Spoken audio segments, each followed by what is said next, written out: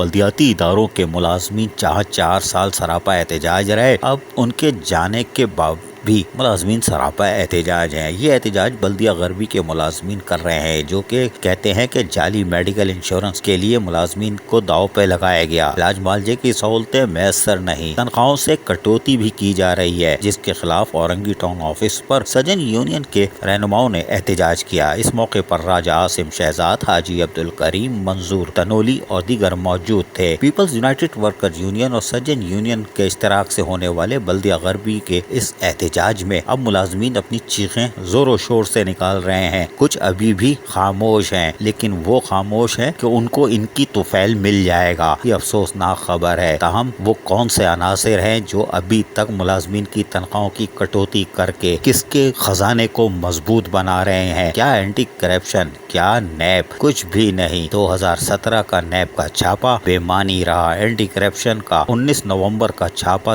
بے معنی رہا، اور ملازمین آج بھی چیخ رہے ہیں اور افسران موجے منا رہے ہیں، ان کے اثاثے بڑھتے جا رہے ہیں۔ لیکن بلدیہ غربی میں آج یونائیٹڈ ورکرز یونین اور سجن یونین پرزور احتجاج کرتی دیکھی گئی۔ عزیز عارف، KBS بلدیاتی نیوز، کراچی۔